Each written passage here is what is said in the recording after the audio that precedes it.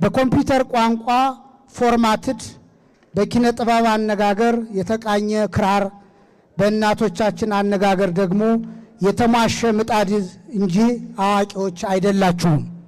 ማሰብ እንድትጀምሩ እንጂ አስባችሁ ስለጨረሳችሁ ዛሬ አልተመረቃችሁም። በዛሬው ዕለት ከዚህ ታላቅ የትምህርት ተመርቋም ተመራቂ ስትባሉ በአንድ የሙያ መስክ በዓለም ላይ ምን ያክል ዕውቀት እንዳለ ያም ዕውቀት እንዴት ሀብትና ብልጽግና፣ ደህንነትና ሰላም፣ ፍትህና ዲሞክራሲ እንደሚሆን፣ በጥቅሉ ድንጋይ እንዴት ዳቦ እንደሚሆን፣ ውሃ እንዴት መብራት እንደሚሆን፣ መርዝ እንዴት መድኃኒት እንደሚሆን፣ ጊዜ ገንዘብ እንደሚሆን፣ ዕውቀት ካለ ውሃን ሽቅም ማፍሰስ ጉምን መዝገን እንደሚችል የዕውቀት ብልጭታ በአእምሯችሁ መፈጠሩን ለማመልከት ነው። ልክ ክብሪት እንደመጫር ነው። በርቶ ይጠፋም ይሆናል ወይም ያቀጣጥልም ይሆናል።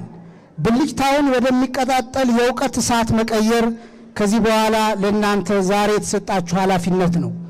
ብልጭታውን ከተንከባከባችሁት ያድጋል፣ ካልሆነ ግን ሊጠፋ ይችላል። ላለው ይጨመርለታል፣ ለሌለው ግን ያው ያለው ይወሰድበታል እንዲል መጽሐፍ። ዕውቀት አብሮን የሚቆየው ስናሳድገው ብቻ መሆኑን ልብ በሉ። መሃይምነት እንደሚያገረሽም አስተውሉ።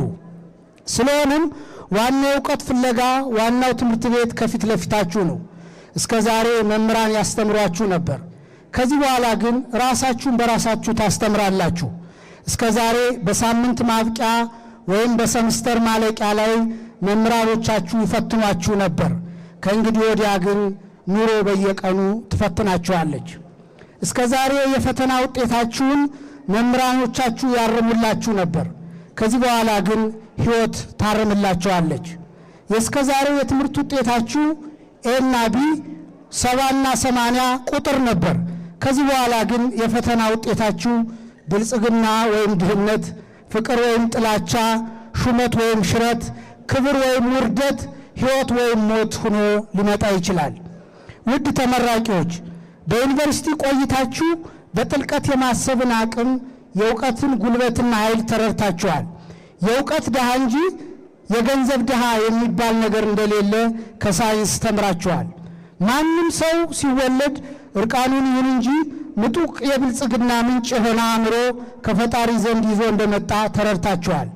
የሰው ልጅ ዕጣ ፈንታ በሌሎች ሰዎች እጅ ሳይሆን በአእምሮ ውስጥ እንደተቀመጠለት አውቃችኋል። በዩኒቨርሲቲ ቆይታችሁ በተደጋጋሚ ትፈተኑ ነበር። መፈተን ምን እንደሆነ፣ የፈተና ውጤት ምን ሊያስከትል እንደሚችል በአግባቡ ተለማምዳችኋል። አእምሯችሁ የፕሮብለም ሶሉሽን በወረቀት ላይ ማምጣትን ተምሯል። ባዶ ቦታ ሙሉ ፊሊንግ ዘ ብላንክ ስፔስ እንድታብራሩ፣ ከብዙ ምርጫዎች መካከል ትክክለኛውን እንድትመርጡ፣ እውነትና ሐሰት እንድትለዩ፣ በየወገኑ እንድታዛምዱ ተጠይቃችሁ አልፋችኋል። አሁን የልምምድ ጊዜ አብቅቶ እውነተኛው የፈተና ሕይወት ከዚህ በኋላ ይጀምራል። ሙሉ ትጥቅ ይዛችኋልና ይህንን ነባራዊ ዓለም ለመቀበል ልበ ሙሉ እንጂ የምትሸበሩ አይደላችሁም። የችግሩ ሁሉ መፍቻ ዕውቀት መሆኑን ተረድታችኋልና። ችግርና ፈተናን አትፍሩ። ፎቅ ወደ ላይ የሚሰራ ሕንፃ ነው። መጀመሪያ ግን ስራውን ወደ ታች በመቆፈር መጀመር ግድ ነው። ብዙ ለማምረት በአግባቡ ቤት ውስጥ የተቀመጠን ዘር ጭቃ ላይ መጣል ግዴታ መሆኑን ልብ በሉ። ሕይወት ጭቃ ላይ ብትጥላችሁ አብስታ ልታበቅላችሁ መሆኑን ልበ ሙሉ ሁኑ። በተማራችሁበት የሙያ መስክ በመሰማራት ራሳችሁንና ወገናችሁን አገልግሉ የሚል ምክር ላስራችሁ አልፈልግም። ይልቁንም የልባችሁን ፍላጎት መሻት ተከተሉ፣ ፎሎው ዩር ሃርት እላችኋለሁ እንጂ የሰለጠናችሁበት ሙያ መነሻችሁ እንጂ መድረሻችሁ ለመሆኑ እርግጠኛ መሆን አይቻልምና ከዩኒቨርሲቲ ያገኛችሁት መስፈንጠሪያ ሞላ ወይም ስፕሪንግ ቦርድ እንጂ መታሰሪያ ገመድ አይሆንባችሁ። ስኬት የሚመጣው የምንወደውን በምናውቀው ልክ ስንሰራ ነው። ይህንና በሕይወት ጉዞ የምንወደውና ከምናውቀው ጋር ካገኘነው ጋር አይገጥም ይሆናል። የምንወደውን ቶሎ አናገኝ ይሆናል። እናም ያገኘናቸውን እየሰራን ወደምናውቀው እናመራለን።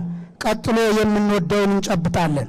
ይህን ንግግር የሚያደርገው ሰው ከዩኒቨርሲቲ በማዕረግ ተመርቆ 1 ዓመት ስራ አልነበረውም። ራሱን ፈልጎ ለማግኘት 23 ዓመት የአካዳሚክ ህይወቱን 43 ዓመት አጠቃላይ ዕድሜውን ፈጅቷል። የምናውቀውና የምንወደው እስኪገኙ ድረስ የህይወት ፍለጋ ይቀጥላል። የሰው ልጅ ፍለጋ አያልቅም። ፍለጋው አለማለቁ ደግሞ የመኖር ተስፋው የመኖር ፍላጎት ቁልፍ ጉዳይ መሆኑ ይገርማል። ሰው የሚፈልገውን ካገኘ የሚጠብቀው ሞቱን ነው እንዲል ኢትዮጵያዊ ጎርጎርዮስ ቅዱሱ ሊቅ የሚያኖረን የማያልቀው ፍለጋችን ነው ይለናል።